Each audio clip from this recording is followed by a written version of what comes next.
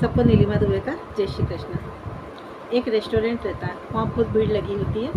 एक व्यक्ति आता है, भीड़ का फ़ायदा उठा के चुपचाप से खाना खा के बिना पेमेंट के चला जाता है।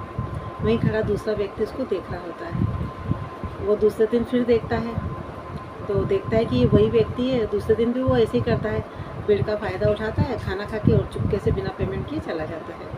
तो रेस्टोरेंट के मालिक के पास जाता है और कहता है, मैंने इसको कल भी देखा था और आज भी देखा, ये एक व्यक्ति आता है और भीड़ का फ़ायदा उठा के और आपके रेस्टोरेंट से खाना खा के और चला जाता है।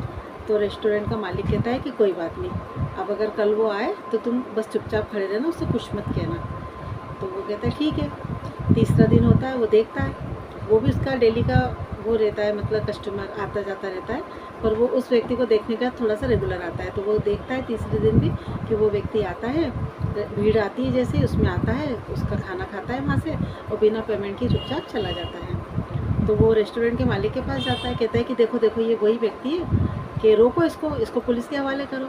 तो वो कहता है नहीं नहीं, इससे कुछ कहने की ज़रूरत नहीं है, जैसा चल रहा है वैसे चलने दीजिए, और ये खाना खा के जाता है तो उसको खाना खा के जाने दीजिए।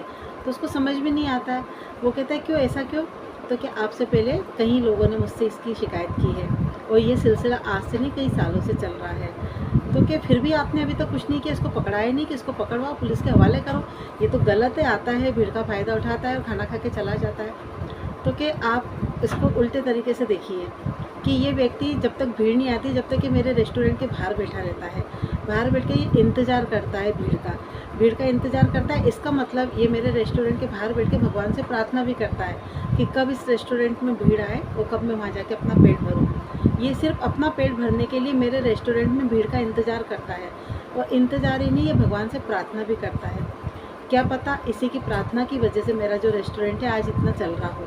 और जब भी ये आता है उस समय मेरे रेस्टोरेंट में बहुत ज़्यादा भीड़ होती है। इसका मतलब ये बंदा जब भी इस भीड़ में आता है तो मेरा रेस्टोरेंट लबालब भीड़ से भरा हुआ होता है। तो क्या पता मैं इसी के भाग से कुछ खा रहा हूँ, इसी की प्रार्थनाओं के, इसी की दुआओं का ये फल है जो मेरा रेस्टोरेंट इतना चलता है और यहाँ पे कई सालों से इतनी ही भीड़ लगी रहती है।